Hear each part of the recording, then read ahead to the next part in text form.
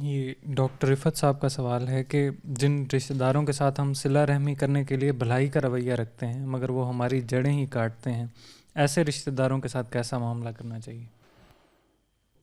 نہیں، میرا یہ خیال ہے کہ یہ جو جملہ ہے نا، یہ جملہ کہ وہ جڑیں کاٹتے ہیں، دیکھیں یہاں دنیا میں دو چیزیں مان کر جینا چاہیے۔ ایک یہ کہ ہر شخص دو چیزوں کی حفاظت میں ہمیشہ کانشیس ہوتا ہے، ہر شخص۔ ایک اپنے وجود کی حفاظت اور دوسری اپنی شخصیت کی حفاظت۔ اور یہ جو وجود کی حفاظت ہے اس میں بھی، اور جو شخصیت کی حفاظت ہے اس میں بھی، میرے جو ساتھ جڑی ہوئی چیزیں ان کی حفاظت بھی شامل ہو جاتی ہے۔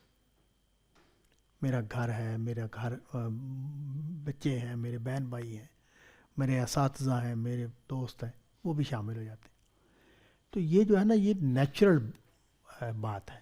اور جب ہم دوسرے انسانوں پر غور کرتے ہیں تو ہمیں یہ سمجھنا چاہیے کہ ہم خود کیا کرتے ہیں۔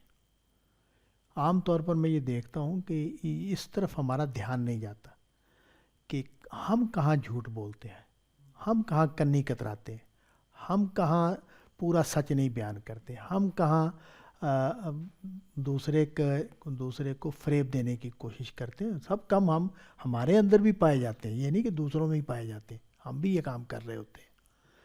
تو اگر اس کو سمجھ لیں گے تو پھر بڑا آسان ہو جاتا ہے کہ یہ جو انہوں نے جملہ بولا کہ دوسرے جڑیں کاٹتے ہیں، ایسا شاید نہیں ہو رہا ہوتا۔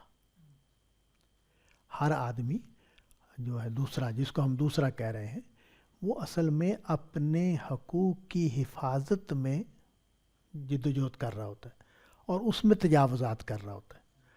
تو میرا یہ خیال ہے کہ اگر سادگی سے بیٹھ کر ہم یہ سمجھ لیں کہ بھئی یہ کیوں کر رہا ہے ایسا، جس کو ہم کہہ رہے ہیں کہ وہ میری جڑیں کاٹ رہا ہے، اگر ہمیں اس کی کمزوری اور معذوری سمجھ میں آ جائے تو ہم اس کے ساتھ بہتر بیہیو کرنے کی پوزیشن میں آ جاتے ہیں۔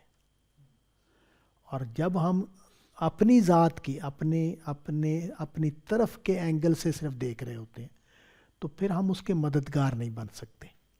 تو میرا مشورہ یہی ہوتا ہے اس طرح کی صورتحال میں کہ تھوڑا سا بیٹھ کے تجزیہ کر لیں کہ کوئی دوسرا آدمی کسی خاص ایٹیٹیوڈ کو کیوں اختیار کیے ہوئے ہے۔